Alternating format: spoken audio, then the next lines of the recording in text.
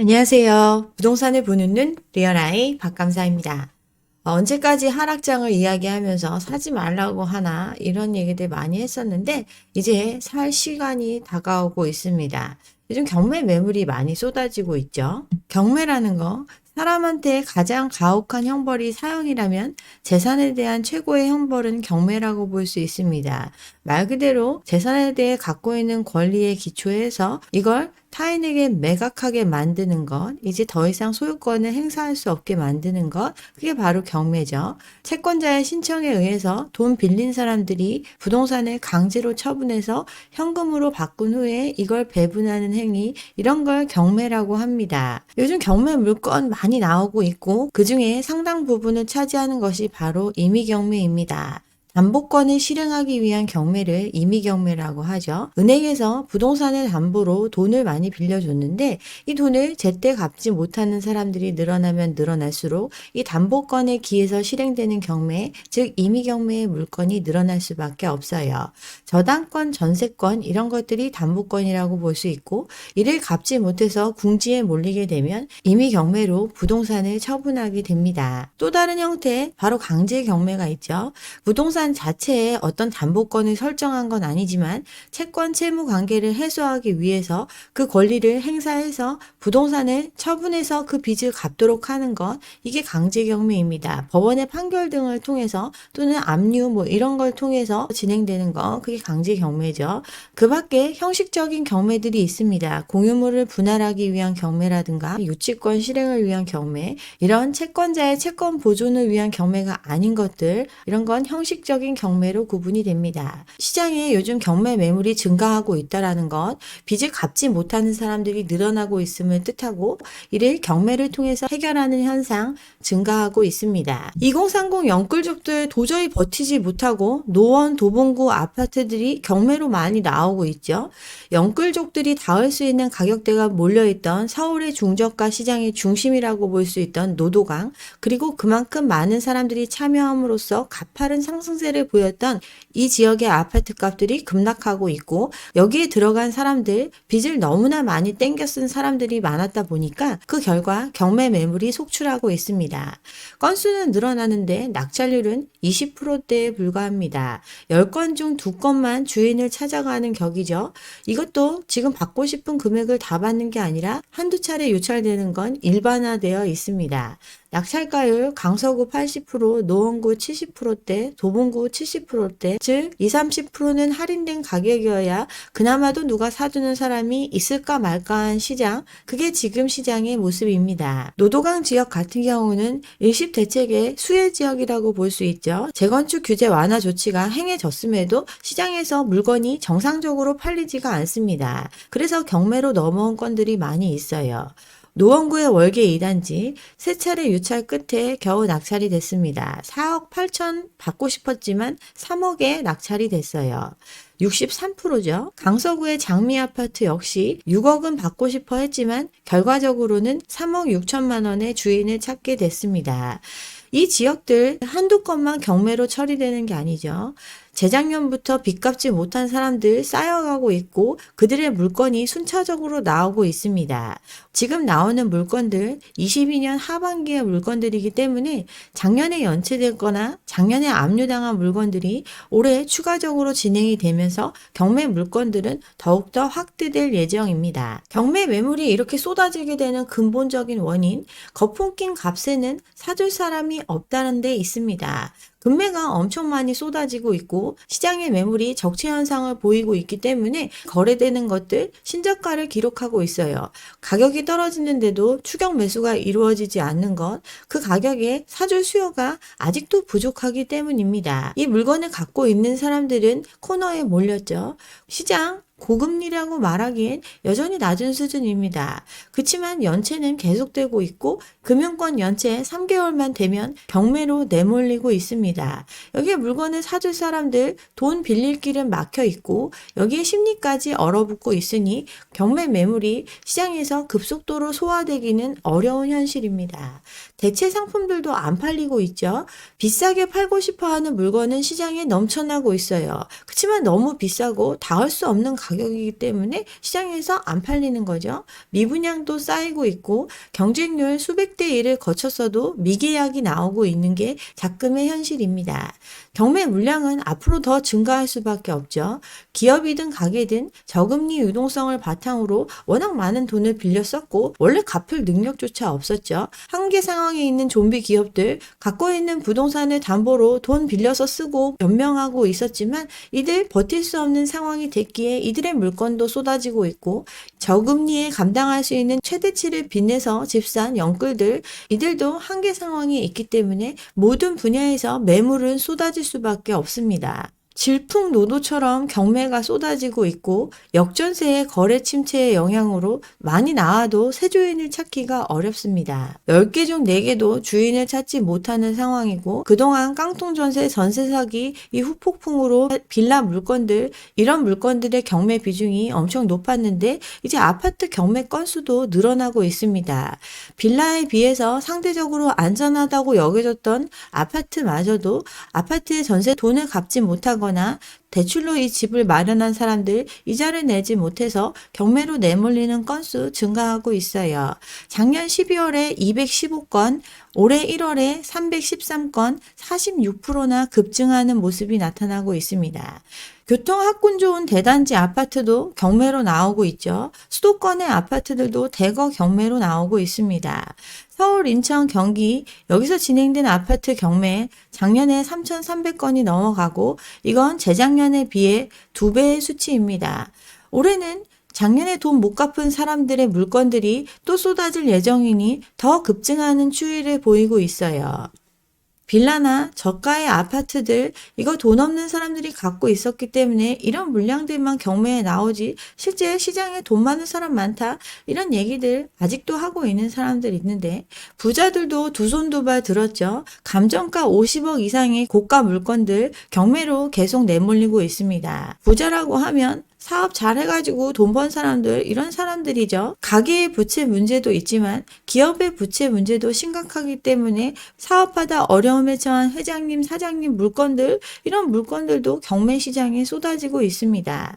작년 하반기 50억 이상 경매 매물 500건이 넘어가고 그들의 마지막 보루라고 할 수 있는 주거시설도 재작년, 작년 비교했을 때 2.5배나 증가를 했습니다. 부동산 가격은 떨어지고 사업하고 있는 사람들 고금리 여파에 고액 자산가들도 빚에 허덕이고 있기에 이런 모습이 나타나는 거죠.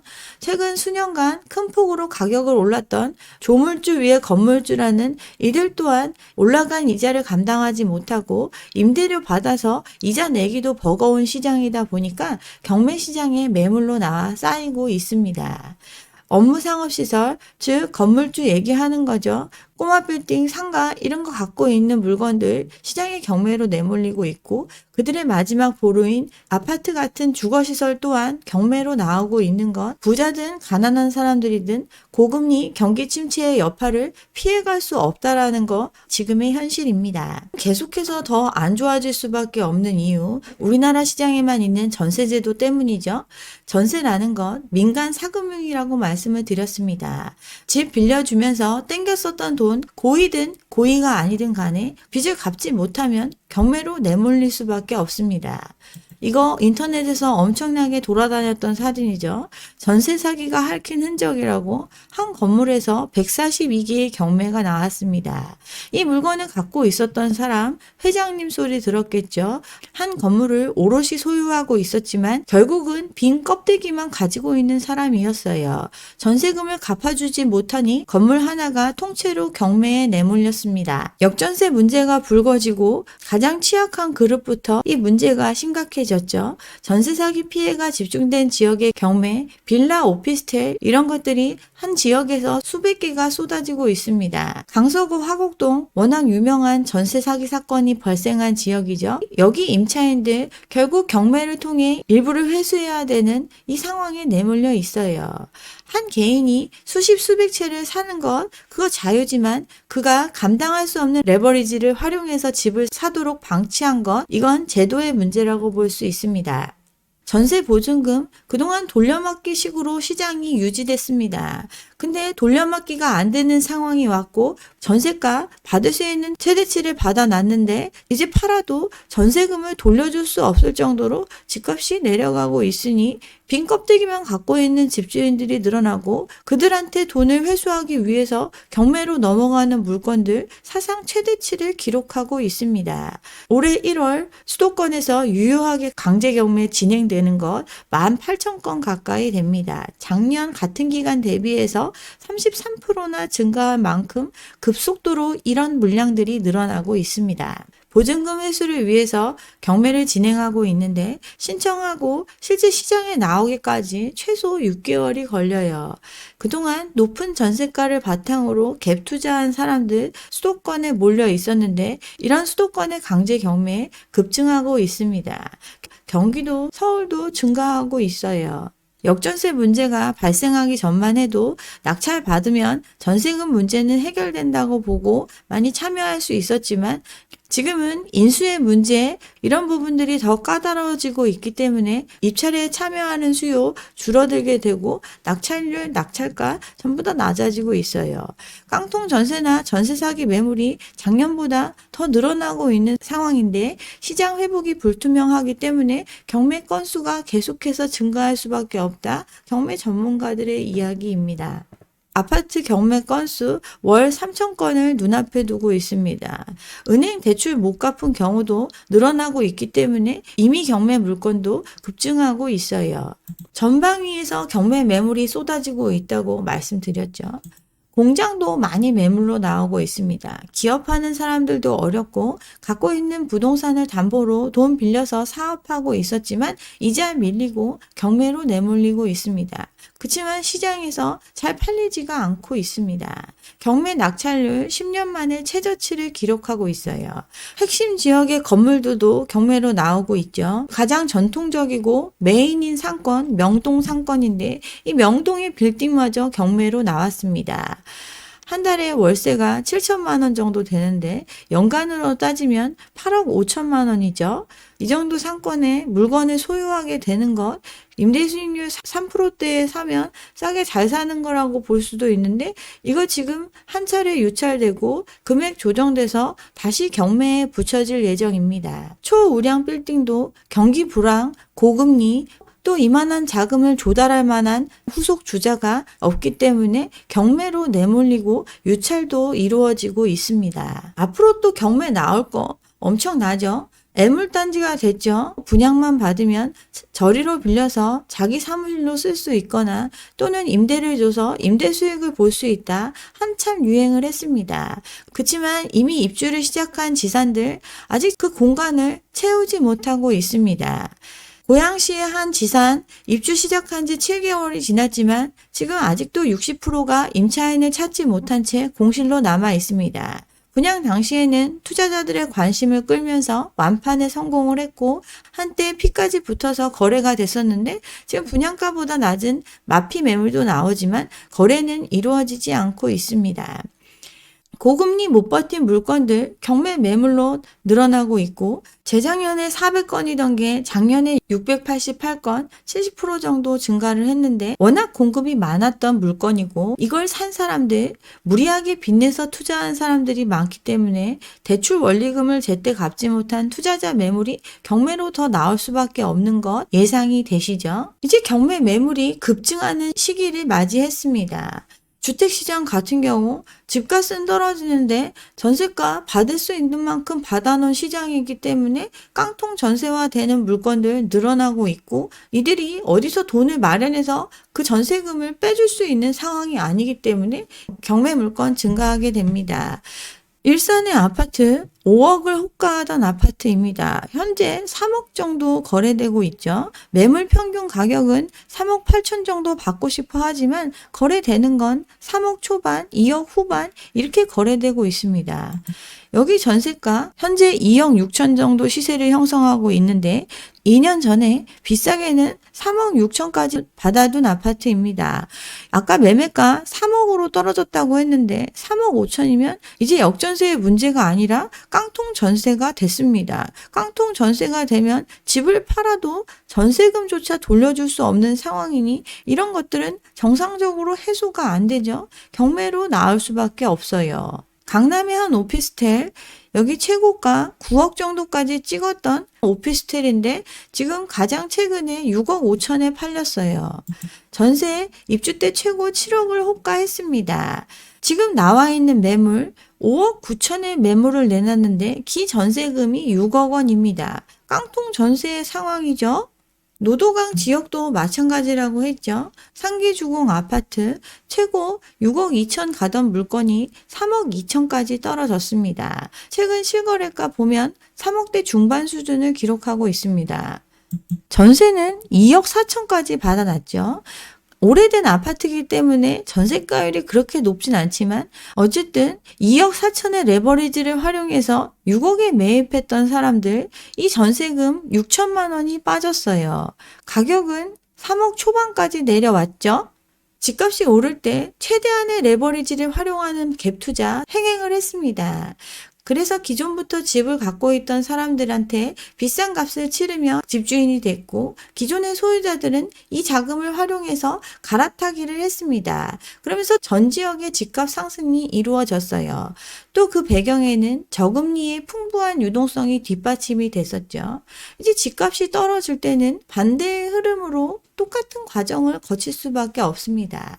자산의 80%가 부동산에 묶여 있는데 그 부동산의 가격이 떨어지고 있으니 담보 가치는 떨어지고 담보 가치가 하락을 하면 여기에 돈 빌려준 채권자들의 채무 상환 요구가 빗발칩니다. 금매로 팔든 경매로 내몰리든 이런 현상은 부동산 가격의 하락을 이끕니다. 금매든 경매든 어쨌든 물건을 처분하고 난 사람들 간신히 빚의 무덤에서 빠져나왔는데 갈아타기로 이어질까요? 이어지지 않습니다. 고금리의 메마른 유동성, 시장은 얼어붙고 상승했던 가격에서 속절없이 떨어지는 반대의 현상이 나타날 수밖에 없어요. 결론을 말씀드리면 이제 하반기부터 역대급 강제 경매 물건이 쏟아질 수밖에 없습니다. 그동안 빌라의 전세 사기 문제, 빌라의 깡통 전세 문제 이런 거에만 국한됐다면 앞으로는 아파트의 전세 사기, 아파트의 깡통 전세 문제로 확대될 수밖에 없고 이런 물량들이 환가를 위해 시장으로 쏟아질 수밖에 없습니다. 여기에 기업들이 갖고 있는 부동산들, 부동산 화랑의 기초에서 여기저기 벌려놓은 개발 사업들, PF 사업들, 통째로 공매, 경매 이런 방법을 통해서 시장의 환가를 기대하는 물건들 쏟아질 수밖에 없어요. 이런 시장을 예견했고 이 시장이 왔습니다. 이제부터 할 일 느긋한 마음으로 옥석을 가리고 기회를 잡는 것 그걸 하면 됩니다. 언제 집 사면 되냐? 언제 부동산 사면 되냐?